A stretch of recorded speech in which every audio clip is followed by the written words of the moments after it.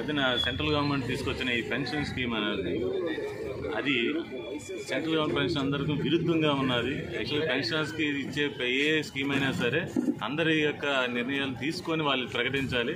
దానికి విరుద్ధంగా ఈసారి ఫైనాన్స్ మినిస్టర్ గారు ఏంటో ఫైనాన్స్ దానికి దీంట్లోనే యాడ్ చేస్తూ తీసుకురావడానికి అందులోనే మీకు అర్థమవుతుంది దాంట్లో ఎంత గౌరవం ఉన్నారని చెప్పేసి దీన్ని అందరూ వ్యతిరేకిస్తున్నారు. ఎన్సీసీపీసీ వారు ఇచ్చిన పిలుపు మేరకు నేషనల్ లెవెల్లోని కన్వీనర్ ఉన్న చంద్రశేఖర్ గారు, అలాగే మన జిల్లాలోని సెంట్రల్ గవర్నమెంట్ పెన్షన్ అసోసియేషన్ ఒకటి ఉన్నారండి. అందులో మా సెంట్రల్ గవర్నమెంట్ పెన్షన్స్ అందరూ అదే ఆర్మీ అవ్వండి, పారామిలిటరీ అవనండి, రైల్వేస్ అవ్వండి, పోస్టల్ అవ్వండి, ఆర్ఎంఎస్ అవ్వండి, బిఎస్ఎన్ అందరం కలిసి దీన్ని వ్యతిరేకిస్తూ ఈ బిల్లుని తక్షణమే క్యాన్సిల్ చేయాలని చెప్పేసి మా అందరం కోరుతున్నాం. దీనికి తగ్గట్టు మనం మెమరాండం కూడా ఈరోజు సమర్పించబోతున్నాము. మా ముఖ్య ఉద్దేశం అంటే ఏదైనా సరే బిల్లు ప్రవేశించేటప్పుడు వాళ్ళ తాలూకా నిర్ణయాలంటూ తీసుకునే ఒక ఆచారం ఉంది. ఆ ఆచారానికి విరుద్ధంగా చేసిన బిల్లును తక్షణమే క్యాన్సిల్ చేసి మన యొక్క కేంద్ర ప్రభుత్వం యొక్క పెన్షన్ అందరికీ మేలు చేకూరుతుందని చెప్పి మరొకసారి విజ్ఞప్తి కోరుతున్నాం అండి. Thank you so much.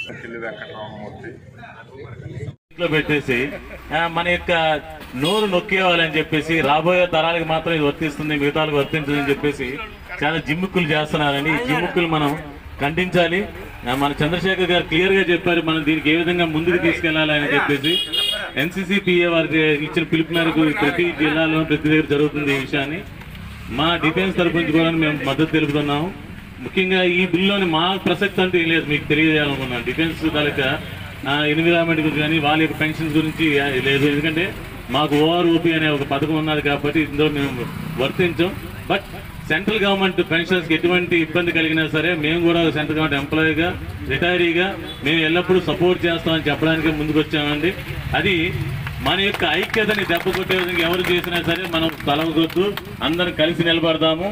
దీనికి ఈ వేదికనిచ్చిన చంద్రశేఖర్ గారు, అలాగే బిఎస్ఎన్ఎల్ కానీ, మన కేవీ వాళ్ళని కానీ, రైల్వే వాళ్ళని కానీ, పారామిలిటరీ కానీ, మిలిటరీ వాళ్ళందరినీ ఒక దగ్గరికి తీసుకొచ్చి మా విషయాలకు అన్యాయం జరిగితే తస్మాత్ జాగ్రత్త అనే విధంగా సెంట్రల్ గవర్నమెంట్కి ఒక సందేశాన్ని వినిపించడానికి ఈ కార్యక్రమం వచ్చిన పెద్దలందరికీ మరొకసారి ధన్యవాదాలు తెలుపుతూ ఈ అవకాశం ఇచ్చిన పెద్దలందరికీ మరొకసారి